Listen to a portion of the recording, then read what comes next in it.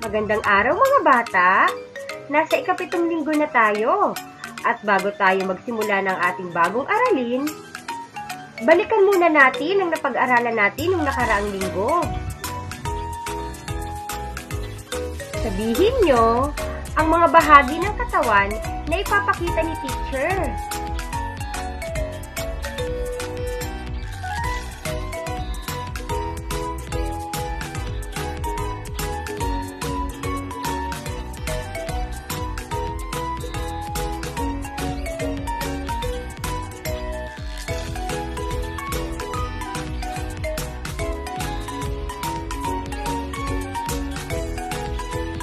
Magaling mga bata! Handa na kayo sa ating bagong aralin. Para naman sa ating bagong aralin, tuklasin natin ang gamit ng iba't ibang bahagi ng ating katawan. Maganda at maaliwalas ang kapaligiran.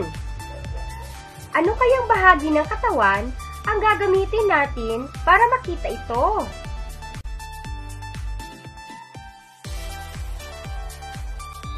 Tama kayo mga bata!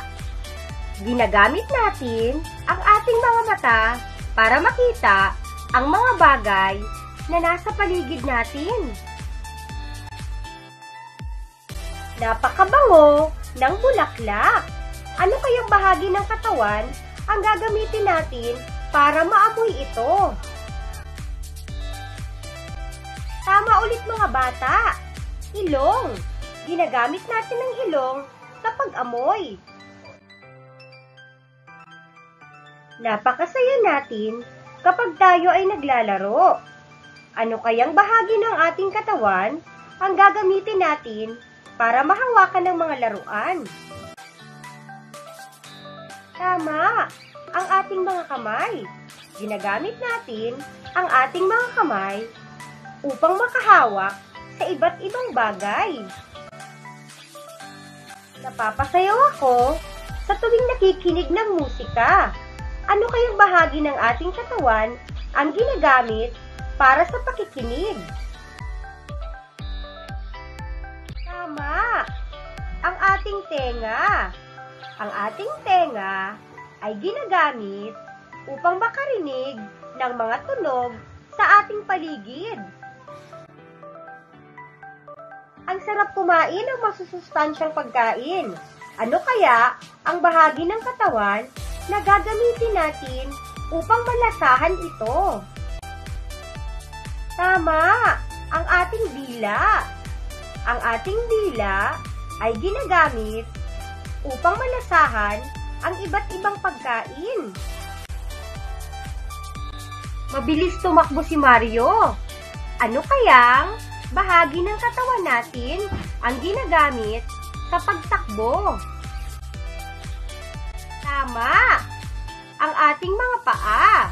Ang ating mga paa ang ating ginagamit sa pagtakbo o sa paglalakad.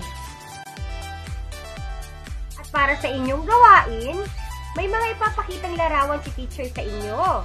Bilugan lamang ang bahagi ng katawan na ginagamit sa bawat larawan.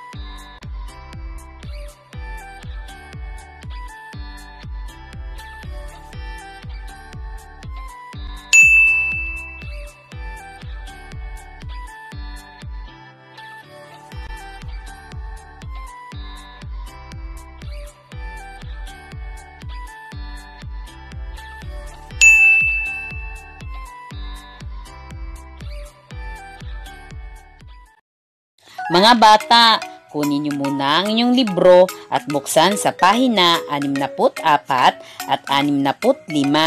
Ipabasa sa inyong mga magulang ang nakasulat sa libro at pakinggang mabuti ang mga gagawin upang makasagot at makagawa kayo ng tama.